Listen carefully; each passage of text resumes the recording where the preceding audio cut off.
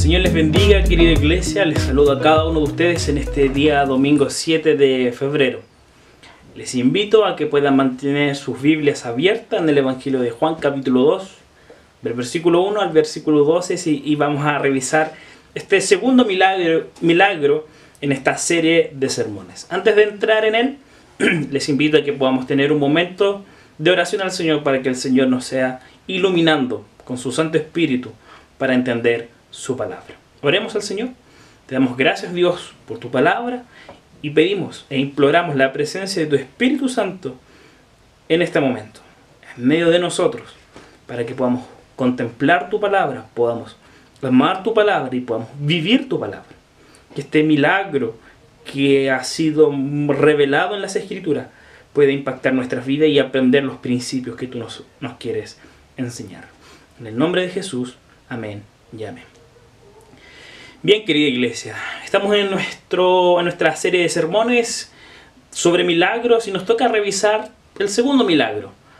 Un milagro interesante, particular, porque son las bodas de Canaán. Y ustedes se preguntarán, bueno, ¿por qué es particular? ¿Por qué es interesante? Primero, hay varias cosas que el mismo texto nos muestra. Que primero que todo es que en el versículo 11, al final de este relato, nos muestra que Juan nos dice que esta es la primera señal.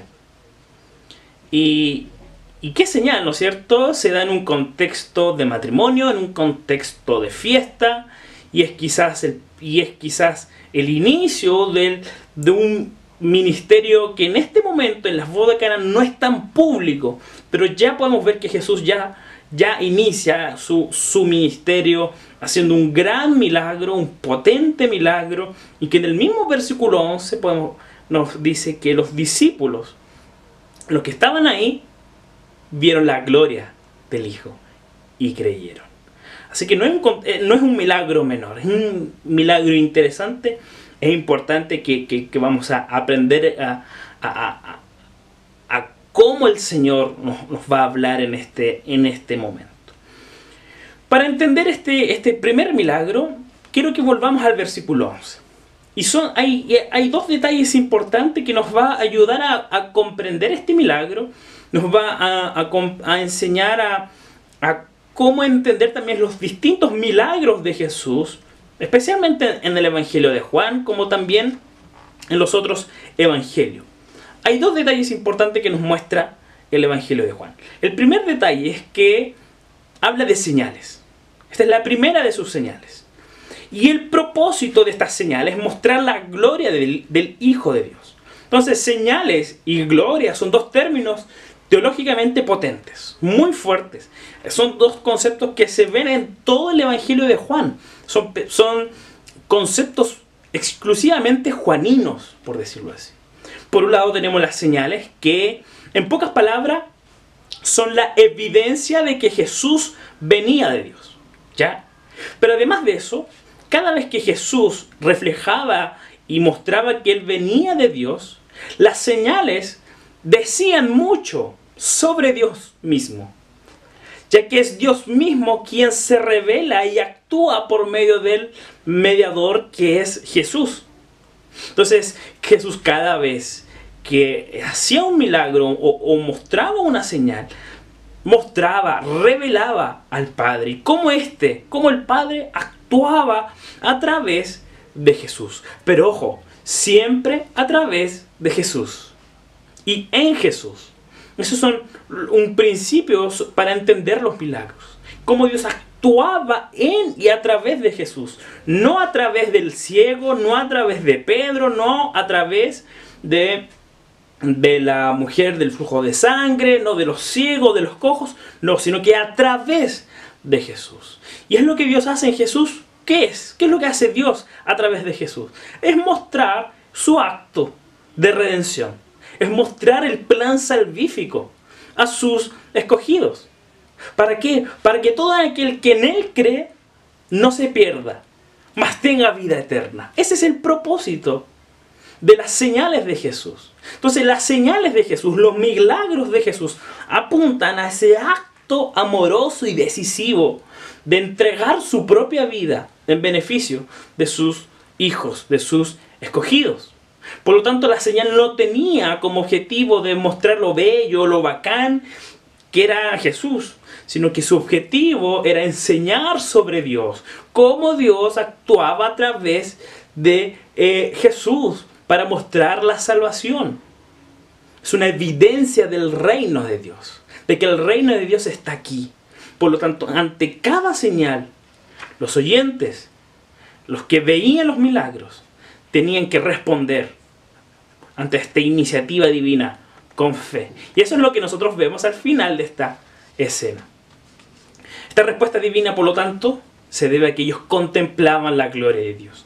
Este es el segundo término. La gloria de Dios es este resplandor del carácter, de su carácter. Es el resplandor de su bondad. Es el resplandor de todo lo que Él es. Y esto es lo que nosotros vemos, la gloria de Dios en el Antiguo Testamento en distintas formas. En la creación, en el monte Sinaí, con Moisés, en el tabernáculo, en distintas teofanías, ¿no es cierto?, manifestaciones de Dios. Ahí ellos veían, las personas del Antiguo Testamento veían la gloria de Dios. Pero en el Nuevo Testamento, la gloria de Dios se manifestó en la carne de Jesucristo. Y esto es lo que dice el mismo Evangelio de Juan. El primer capítulo, versículo 14, y el Verbo se hizo hombre y habitó entre nosotros y hemos contemplado su gloria, la gloria que corresponde al Hijo unigénito del Padre, lleno de gracia y de verdad. ¿Cómo contemplamos la gloria de Dios? Por medio de Jesucristo. Porque es en Jesucristo quien revela y muestra al Padre, lleno de gracia y de verdad. Todas las cosas que hizo Jesús estuvieron marcadas por la gracia y por la verdad. Cada palabra que habló Jesús son palabras de gracia y son palabras de verdad. En todo momento manifestó la gloria de Dios, la gloria del Padre, lleno de gracia y de verdad. La gracia de Dios y la verdad de Dios. Entonces esto es importante, porque cuando Jesús, la última vez que Jesús utiliza este término, y Juan lo coloca en su Evangelio, es en el capítulo 17, en cuando Él ora por sus discípulos y Él da gracias al Padre porque sus discípulos vieron la gloria de Dios. Y esta gloria que ellos vieron en la persona de Jesús, Jesús dice que ellos después la van a contemplar en los cielos. Pero ¿qué es lo interesante de esta oración de Jesús? Que Jesús, este mismo deseo, este mismo beneficio, este tremendo privilegio que tuvieron sus apóstoles, Jesús dice que esto también sea para la iglesia, que esto también sea para el resto de los creyentes. Es decir, que tú y yo contemplemos la gloria de Dios a través del Hijo. Que contemplemos el carácter de Dios, su bondad, y que contemplemos todo lo que realmente Él es a través del Hijo, a través de la persona de Jesús que se revela en las Escrituras. Así que esta es la primera señal de Jesús que Juan selecciona. Es una maravilla nunca antes vista, pero es más que eso, es algo más concreto, porque este milagro dice muchas cosas sobre Jesús mismo, sobre la vida eterna que Él ha venido a dar. De otro modo, todos los signos, todas las señales y todos los milagros apuntan a la vida eterna que nos vino a dar Jesús, y que somos invitados a presenciar, a vivir, a contemplar la gloria de Dios. Así que yo les quiero compartir en este día 4 principios que podemos aprender de este milagro. El primer principio que nos enseña este texto es el siguiente: la esperanza de una verdadera unión. Y esto lo vamos a ver en el versículo 1 y 2. Leo nuevamente. Al tercer día se celebró una boda en Caná de Galilea y la madre de Jesús se encontraba allí. También habían sido invitados a la boda Jesús y sus discípulos. Los novios, los invitados, la comida o el vino, la ceremonia religiosa, el sacerdote, lo que sea, de esta boda no es lo importante. No es lo importante de esta historia. Por lo tanto, no es necesario que tú y yo especulemos sobre por qué Jesús estaba ahí, si alguien lo invitó, si era conocido del novio, de la novia, de los familiares, si Jesús se coló o no se coló. Eso da lo mismo, porque ellos no es lo importante. El evento, los novios no son los importantes, sino lo importante es que Jesús estaba en el matrimonio. Que su primer milagro se dio en un contexto, en algo que Dios había establecido desde la creación. Y que podemos ver cómo Jesús hace todo lo necesario para promover e incluso proteger el matrimonio. ¿De qué forma? Al hacer una demostración visible de su deidad. Y al ser la primera señal de la salvación que Jesús vino a traer al mundo. ¿Lo has pensado de esa forma? La primera señal de que Él trajo salvación se da en un contexto de matrimonio, algo importante desde la creación. Entonces Jesús está promoviendo y está protegiendo esta unión que vemos desde la creación, desde el Génesis. Entonces Jesús utiliza este contexto para llevar y mostrar su deidad. Por lo tanto, el contexto efectivamente no es importante. Pero sí es importante, ¿qué cosa? El simbolismo que hay por detrás de este contexto. Y es algo que tú y yo debemos considerar en este primer punto.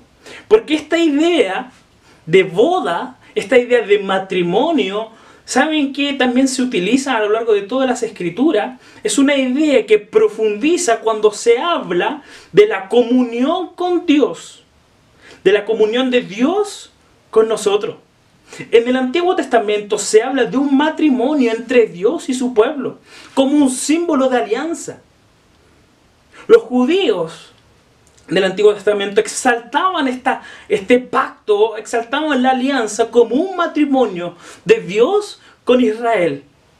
Y los judíos esperaban, aguardaban por un banquete de bodas, en que va a ser renovada mediante el Mesías. Entonces Jesús recoge esta idea de la boda mesiánica. ¿En qué parte, por ejemplo? En la parábola de las 10 vírgenes, en Mateo 25. Cuando Jesús mismo, por ejemplo, en Marcos 2 y en Juan 3:29, se hace llamar a sí mismo como el novio. Es el mismo que Jesús se hace llamar en Mateo 22 como el hijo, por quien el rey celebra un gran banquete. Siempre el reino de Dios es comparado con un banquete, en el cual los primeros que fueron invitados, que es el pueblo de Israel, rechazaron esta invitación, se rehúsan en asistir y dejan la puerta abierta para otros, como dice Mateo 22, todo en Mateo 22. ¿Quién es la novia en todas las escrituras? Es el pueblo de la alianza. Según el pensamiento del Antiguo Testamento, y en las parábolas de Jesús, son los discípulos quienes son invitados a participar en esta boda del Cordero. Por lo tanto, sin embargo, pronto se presenta la iglesia, su pueblo, como la novia del nuevo pacto, la novia de la nueva alianza. Y esto es lo que describe Juan mismo en Apocalipsis, en donde la novia, como dice Apocalipsis 22, anhela el encuentro con el novio en el día de la consumación. Es que la nueva Jerusalén descenderá, como dice Apocalipsis, como una novia atraído para su esposo. Entonces, esto es potente. La enseñanza sobre el matrimonio, por ejemplo, en Efesios 5, del 22 en adelante, se basa en la unión normativa de Cristo y la iglesia, con un amor absoluto que por una parte y que por la otra se entregan a sí mismos. Entonces, esto es potente. ¿Por qué? Porque Jesús, su primer milagro, es en un contexto de unión.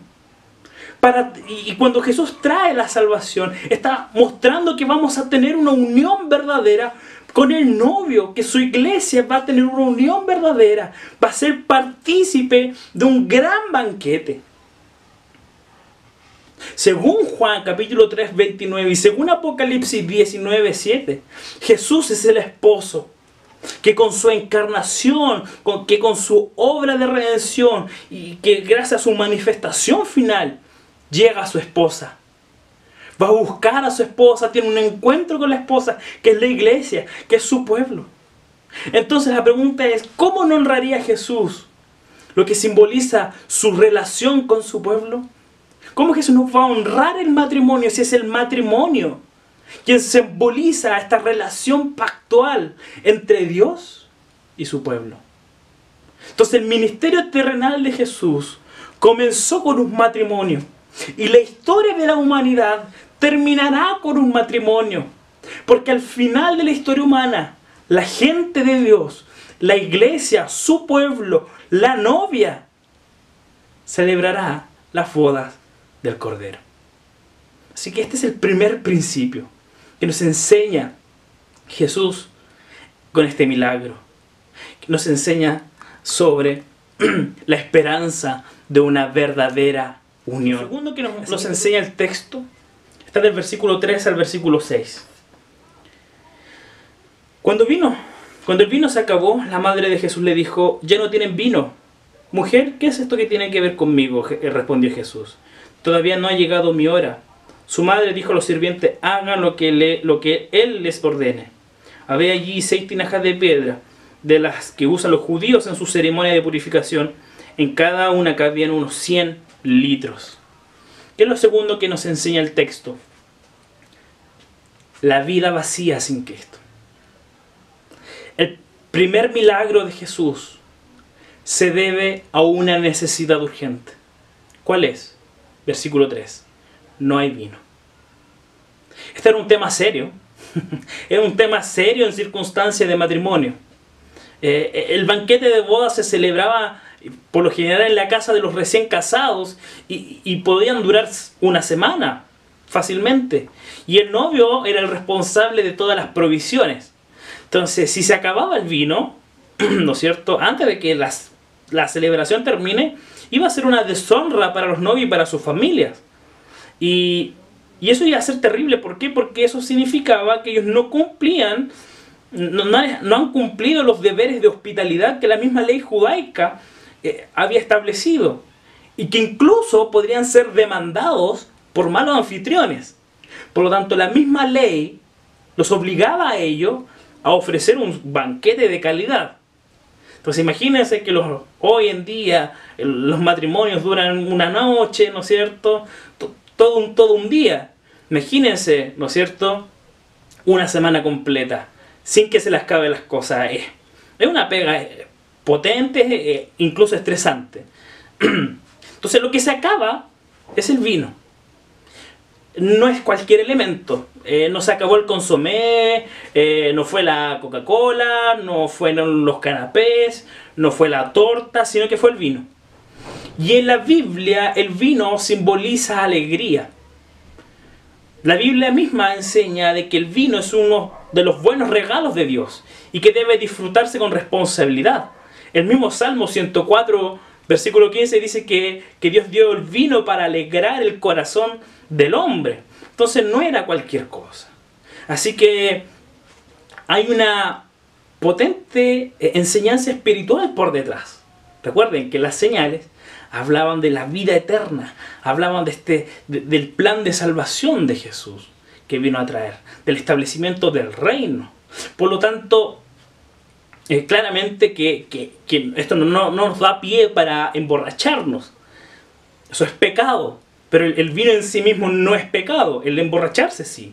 Y aquí Jesús y María no están preocupados de que la gente no se va a emborrachar, sino que no hay vino, de que no hay símbolo. ¿De qué cosa? De alegría. Entonces la preocupación de María es profunda, es más profunda de lo que tú y yo nos imaginamos. Ella no está preocupada simplemente por el vino, sino que está preocupada por ¿qué cosa? Por lo que simbolizaba el vino, por la alegría. María estaba preocupada por la alegría de los novios, por la alegría de este evento. Entonces, aquí María no está mandando a Jesús. Y aquí, para los que sostienen la obra intercedora de María. No, aquí María no está mandando a Jesús, trae vino, sino que María simplemente está identificando el problema. Y Jesús amablemente le responde y le dice que aún no es la hora, de que va a llegar un momento determinado en que Él va a actuar. Y ella, con fe, con un espíritu de servicio a su Señor, acata y le dice a los sirvientes, háganle caso, obedezcan todo lo que Él le pide. Entonces, María identifica el problema. Aquí no está intercediendo para que Jesús actúe, sino que ella identifica el problema. Entonces, esto es interesante, porque María está preocupada porque no hay alegría. Y Jesús dice, aún no llega mi hora. Cada vez que Juan utiliza este término sobre la hora, siempre está relacionado con la muerte de Jesús en la cruz por amor a sus escogidos. Entonces Jesús cuando llegue la hora, ¿qué va a hacer? Va a ofrecer un mejor vino. Un vino que no va a terminar. Un vino que nos va a saciar. Va a saciar a todos aquellos que participen en las bodas del Cordero. Esto es potente. Entonces María se da cuenta y dice, no hay alegría. Entonces, este milagro también debe ser entendido en este sentido espiritual. Sin Cristo, queridos hermanos y hermanas, no hay alegría. Sin Jesucristo nuestra vida carece de sentido. Sin Cristo no hay propósito. Sin Cristo no hay una verdadera relación con Dios. Sin Cristo no hay salvación. Sin Cristo no hay nada. Solo hay una religiosidad externa, solo hay superficialidades, solo hay apariencias, solo hay un corazón roto, imposible de ser saciado. Y este es el problema actual, y este es el problema que Jesús identificó en su propio pueblo. Donde había un exceso en lo ceremonial, donde había un exceso en lo superficial, había un exceso de religiosidad completamente vacía. Por eso que Jesús utiliza 6 tinajas que se ocupaban para las ceremonias de purificación. Y ojo, son 6. ¿Qué nos enseña esto? Que falta uno para el 7. ¿Y el 7 qué significaba? ¿Qué significa? Plenitud, perfección. Entonces Jesús utiliza 6 tinajas para mostrar que el sistema judío, que el Antiguo Testamento, que la ley estaba incompleta sin Jesús. Que las ceremonias estaban incompletas sin Jesús. Entonces Jesús, ¿qué hace? Viene a completar lo que había en el Antiguo Testamento. Por eso que Él utiliza 6 tinajas que se utilizaba para los rituales de purificación. Entonces, el antiguo pacto estaba completamente incompleto sin Jesús. Entonces Jesús vino a eliminar las imperfecciones de la ley y en poner en su lugar el vino nuevo.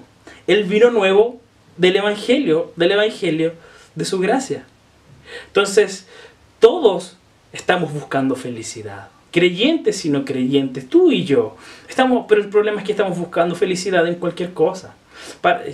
Estamos colocando nuestro corazón en cualquier lugar, pero nuestro corazón nunca va a ser saciado, porque nuestro corazón fue creado para ser saciado solamente por Cristo.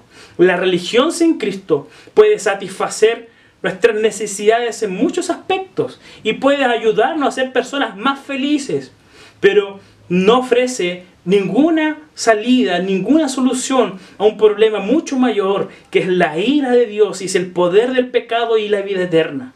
Solamente en Jesucristo encontramos esa satisfacción. La vida sin Dios tiene vino para ofrecer, sí, pero es fugaz. Va a llegar en algún momento, al igual que María, y va a decir, no hay vino. No hay más vino. Entonces, ¿qué? ¿Qué vamos a hacer?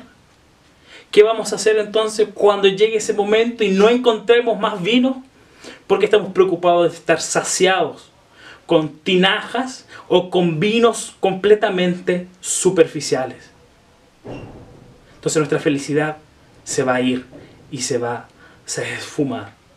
Entonces, ¿te ha pasado o te has preguntado alguna vez por qué en nuestra cultura, que se disfruta de una abundancia sin precedentes, hay tanta depresión, tanta desesperación, tanto suicidio?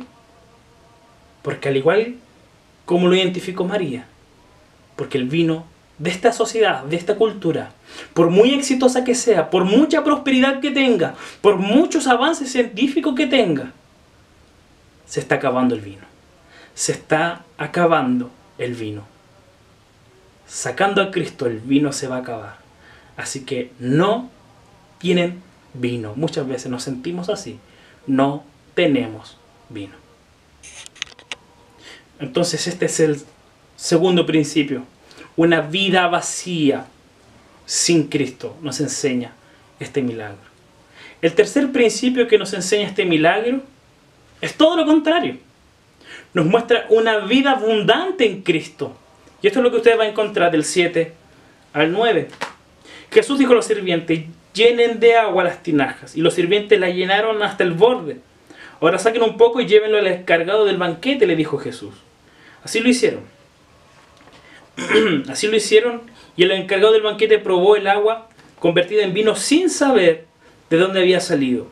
Aunque sí sabían los sirvientes que habían sacado el agua. Entonces llamó aparte al novio y le dijo: todos sirven primero el mejor vino, y cuando los invitados ya han bebido mucho, entonces sirven el más barato, pero tú has guardado el mejor vino hasta ahora. Hasta el versículo 10. Perdón. Entonces Jesús en este milagro ya nos mostró esta unión, esta verdadera unión en un contexto de matrimonio, en un contexto de novio, de bodas. Ya en el primer milagro podemos encontrar de que no hay vino, de que no hay alegría, de que una vida sin Cristo no tiene sentido. Ahora Cristo, por medio de este milagro, por medio del milagro, podemos ver una vida abundante en Cristo. Aquí vemos el milagro en todo su esplendor. Jesús convierte el agua en vino. El encargado del banquete lo prueba, ignorando totalmente su procedencia.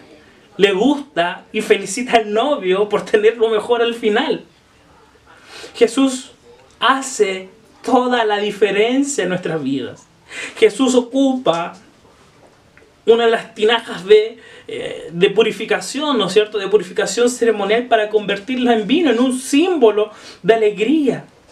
El vino simboliza el Evangelio, el nuevo pacto, la nueva vida, nos muestra la gracia y la verdad. Así Jesús transforma y le da sentido a nuestra vida. La calidad y la cantidad del vino, fíjense, es mucho mejor a los estándares de la época en cuanto al vino. Los novios, sin quererlo, obviamente, han roto los protocolos de las bodas, han roto los protocolos de los vinos. Pero no fueron ellos, fue Jesús. Y esto es interesante porque con su provisión, con la provisión que Jesús hizo, estaba mostrando que lo que Él hace, lo que Él da, no va a haber nunca escasez. La vida que Él nos da no es escasa, sino que es abundante hasta saciarnos. Como dijo más tarde Jesús en el capítulo 10, he venido para que tengan vida y vida en abundancia. Y esto es lo que vemos cuando Jesús convierte el agua en vino. Y si uno se detiene en las palabras del encargado, uno se da cuenta que este vino refleja lo importante que era este evento para los novios. Y la calidad del vino, obviamente, que se refleja en la calidad del matrimonio. Es así como Jesús le da calidad a nuestra vida. Le da calidad de vida a todos aquellos que han nacido de nuevo y creen en Él. Por eso es que mientras la vida sin Cristo se vuelve amarga y aburrida, la vida cristiana se vuelve mejor cuanto más estrechamente caminamos con Jesús. Hay un teólogo que señala que Jesús siempre guarda lo mejor para el final. Que cada día que pasa de nuestra vida, nos estamos acercando más a ese encuentro en donde vamos a poder experimentar el buen vino. Y en la medida que yo entiendo esto, que cada día que pasa, me estoy acercando a Jesús, a un encuentro personal con Jesús, cuando Él nos llama a su presencia, los dones, todas las cosas que Él nos ha entregado, van a ser vividas de mejor forma. Van a ser preciados, todos los dones y regalos que Dios nos ha entregado, van a ser más preciados. Por eso que nuestra vida, mientras más avanza, más preciosa se hace. Y que cuando todo esto termine, vamos a experimentar algo mucho mejor que jamás experimentaremos aquí en este mundo. Por eso que el verdadero creyente, aquel que tiene una verdadera fe en Jesucristo, se refleja mediante una vida que es disfrutada. Y una esperanza, porque sabe que llegará un momento que no habrá lágrimas, no va a haber dolor, no va a haber angustia, porque por fin veremos la gloria de Dios. Pero mientras, en el aquí y en el ahora, tenemos todas las herramientas para decirle a Jesús: no hay vino, Señor. Y que cuando llegó la hora de morir y resucitar y venció al pecado y a Satanás y a todas las huestes malignas, y que sometió todos a sus pies, Él nos entregó el verdadero vino, que es su presencia. Por eso que ni lo alto, ni lo profundo, ni nada en esta tierra nos va a separar del amor de Dios. Tenemos la esperanza de que Él terminará y perfeccionará la obra que empezó en nosotros. Así que la gracia de Dios efectivamente satisface las necesidades de nuestro corazón.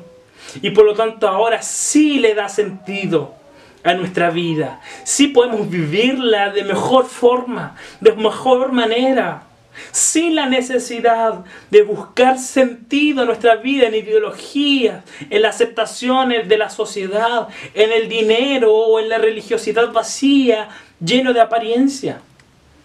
Porque ante nuestra falta de vino, Dios encarnó por medio de su Hijo. Fue a la cruz y resucitó para satisfacer nuestra sed, nuestra verdadera alegría. Vivimos en un mundo de felicidad forzada, de felicidad falsa. Así que nuestra fuente de felicidad, nuestra fuente de alegría debe ser la que da Jesús. Ese es nuestro llamado, nuestro propósito.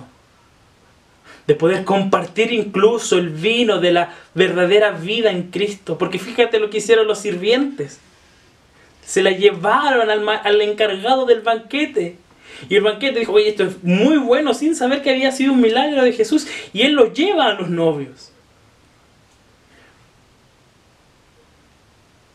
Cuando Jesús interviene, lo mejor siempre llega después. En este milagro, Jesús trajo plenitud donde había vacío. Jesús trajo gozo donde había desilusión. Jesús en este milagro trajo algo que estaba fuera. El vino que Jesús proporcionó es incomparablemente superior al vino que tenían estos novios. Por eso que todo lo que nos entrega Jesús, todo lo que Jesús nos da, es mucho mejor, es mucho mayor de lo que puede ofrecer cualquiera de nosotros, cualquier sociedad, cualquier ideología, cualquier dinero. Todo lo que trae Jesús, todo lo que comparte Jesús, todo lo que nos da Jesús es superior, es mejor que cualquier otra cosa. Por eso podemos tener una vida abundante en Cristo.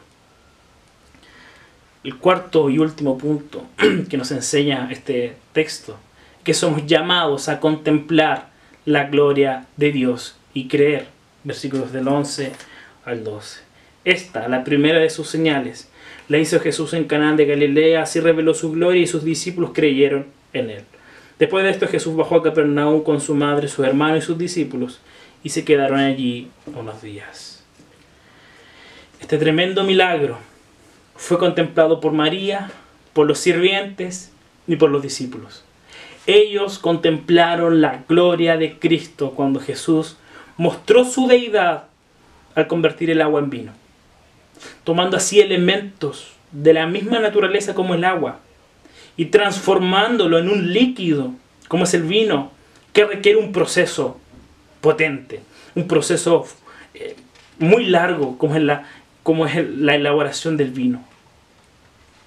Y al satisfacer y al preservar a los novios y así evitar cualquier vergüenza de gran escala. Así que mostrando, y así estas personas contemplaron la gloria de Cristo. Así que Jesús está más dispuesto a acercarse a la gente corriente como tú y yo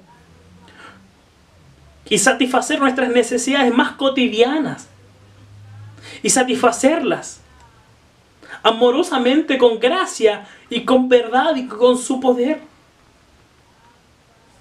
Si Jesús fue capaz de satisfacer esas necesidades físicas, como era el vino para los novios y para la fiesta, ¿cuánto más Jesús va a ser capaz y está dispuesto a satisfacer nuestras necesidades espirituales, que son mucho más profundas? La verdadera boda es una bendición que ahora tú y yo no podemos dimensionar en su totalidad, pero que la vamos a experimentar cuando Cristo regrese. La Biblia termina hablándonos de una boda que aún está por venir. Cuando la iglesia, va a llegar un momento en que la iglesia entrará en unión marital con su Señor para siempre. Apocalipsis es claro. Vi la santa ciudad, la nueva Jerusalén, que descendía del cielo de Dios, preparada como una novia adornada para su esposo. Y oí una gran voz desde el trono que decía: he aquí que la morada de Dios está con los hombres. Él habitará con ellos y ellos serán su pueblo, y Dios estará con ellos como su Dios. ¿Potente o no? Este es el futuro que espera a todos aquellos que confían en Cristo. Una unión eterna de amor con el Hijo, con el Salvador, con el Mesías, con el Cristo. Por eso queremos responder como lo hicieron los discípulos. Y sus discípulos creyeron en Él. Aquellos a quienes había llamado en el capítulo 1, al ver esto sintieron que su fe quedaba aún más fortalecida con esta prueba de que Jesús había mostrado su poder divino. Aunque ya lo habían recibido como su Mesías y Salvador y lo habían seguido, los milagros son para fortalecer nuestra fe. Y esto nos enseña que incluso la fe más genuina muchas veces es débil en los comienzos. Y Dios actúa milagrosamente para fortalecer nuestra fe. Debemos creer porque nosotros vemos la deidad de Jesús. Porque nos damos cuenta de lo capaz y dispuesto que Él está para salvarnos. Y que también creer en Él porque nos llevará a su gloria. Fíjese lo que escribió el profeta Isaías: el Señor de los ejércitos hará para todos los pueblos un banquete de rica comida, un banquete de vino bien añejo. Por eso que Apocalipsis 19:9 dice: dichosos los invitados a la cena de las bodas del Cordero. ¿Estás tú ahí? ¿Te sientes invitado a las bodas del Cordero? La tarjeta de invitación es la predicación del Evangelio. Y seguramente tú ya la tienes ahí. Pero ese asiento está reservado solo a aquellos que creen de verdad, que creyeron y que creen y creerán en el Evangelio de Jesucristo predicado. Los sirvientes, sin conocer de Jesús, sin conocer a Jesús, obedecieron y vieron y compartieron el vino con el encargado para luego los novios conocieran esta bendición. Somos llamados a creer y a obedecer y a compartir la gloria de Dios que hemos experimentado en nuestra conversión y cada vez que tú y yo tenemos un encuentro personal con Él mediante la oración. Y cada vez que conocemos a Él mediante las Escrituras y hacer que otros también experimenten esta tremenda bendición que tú y yo hemos conocido. Así que el Señor nos ayude, que podamos entender esto, queridos hermanos, que podamos comprender que, a modo de conclusión, que vivimos en un mundo totalmente inestable, totalmente roto, con fundamentos rotos, con uniones rotas. Sin embargo, con Cristo tenemos una unión verdadera, una verdadera relación con Dios porque hemos sido reconciliados con Dios y así tener la estabilidad, un verdadero fundamento, una unión inquebrantable. Por lo tanto, si tú estás buscando esto, ya sabes dónde ir. Solo Cristo. Porque solo Él reconcilió y restauró todo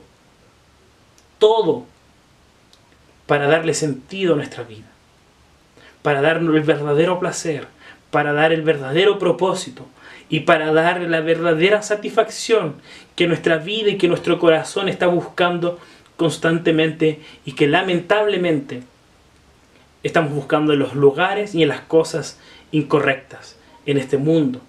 Y que va a haber algún momento, si tú vas y si tú y yo seguimos en este camino, va a llegar un momento en que este mundo nos va a decir: no hay más vino, no hay más felicidad, no hay más sentido, no hay más propósito, no hay más felicidad, no hay más dinero, no hay más estatus. En la medida en que Cristo sea nuestro tesoro supremo, todo será distinto, incluso cuando nuestras vidas sean solamente agua. Él transformará esa agua en vino y así nos vamos a asombrar cada vez más con su gloria, llena de verdad y gracia. Y solo así vamos a poder crecer y ser fortalecidos en nuestra fe. Que el Señor te bendiga.